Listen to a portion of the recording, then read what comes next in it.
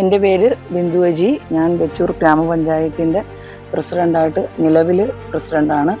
2015-20 കാലഘട്ടത്തിൽ ഞാൻ വെച്ചൂർ ഗ്രാമപഞ്ചായത്തിലെ 1-ാം വാർഡിൽ ജനപ്രതിയായിട്ട് ജനവിധി തേടിയിരുന്നു.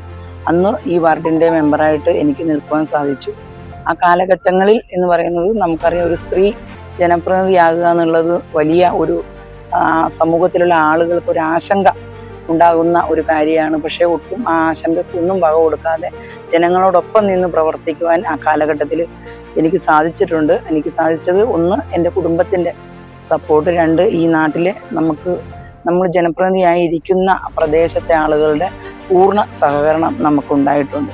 സമൂഹത്തിൽ നിന്നൊക്കെ ഒട്ടേറെ പ്രശ്നങ്ങളെ നമുക്ക് നേരിടേണ്ടി വരും. ആ പ്രശ്നങ്ങളെയൊക്കെ നമുക്ക് നേരിടാനുള്ള ഒരു ശക്തി എന്ന് പറയുന്നത് നമ്മുടെ നാട്ടിലെ ജനങ്ങളുടെ പരിപൂർണമായ സഹകരണമാണ്. ഓരോ വിഷയങ്ങളും സ്ത്രീകൾ കൂടുതലായിട്ട് ഈ രംഗത്തേക്ക് കടന്നു വരണമെന്നാണ് എനിക്ക് പറയുവാനുള്ളത്. സ്ത്രീകളിൽ നമുക്കൊരു പുരുഷ ജനപ്രതിനിധി എന്ന് പറയുമ്പോൾ ആളുകൾക്ക് കേൾക്കാനും ആളുകളുടെ പ്രശ്നങ്ങൾ പറയുന്നതിനും അവരെ കേൾക്കാനും സ്ത്രീകൾക്കാവുമ്പോൾ ഏറ്റവും കൂടുതലാവും. പുരുഷന്മാർക്ക് അതിനൊരു പരിമിതികളുണ്ട്, അവരെ കേൾക്കാനും ഒക്കെയുള്ള. 2015-20 കാലഘട്ടങ്ങളിൽ ആദ്യം ജനപ്രതിനിധി ആയപ്പോൾ 1-ാം വാർഡ്, വെച്ചൂർ ഗ്രാമപഞ്ചായത്തിൽ 1-ാം വാർഡിനെ പ്രതിനിധീകരിച്ചാണ് ഞാൻ ജനപ്രതിനിധി ആയത്. ആ സമയത്ത് എനിക്ക് ചെയ്തു കൊടുക്കാൻ പറ്റിയ കാര്യങ്ങൾ എന്ന് പറഞ്ഞാൽ, എൻ്റെ വാർഡിൽ സമ്പൂർണ്ണ വൈദ്യുതീകരണം എനിക്ക് കൊണ്ടുവരാൻ സാധിച്ചു. സമ്പൂർണ്ണ കുടിവെള്ള പദ്ധതി എനിക്ക് കൊണ്ടുവരാൻ സാധിച്ചു.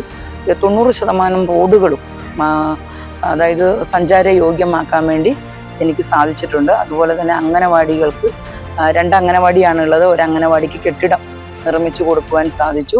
അതുപോലെ തന്നെ നമ്മുടെ വാർഡിലുള്ള സ്കൂള്, അതുപോലെ കൃഷിഭവൻ ഒക്കെ, അതിൻ്റെയൊക്കെ അടിസ്ഥാന സൗകര്യങ്ങൾ വർദ്ധിപ്പിക്കുവാൻ സാധിച്ചു.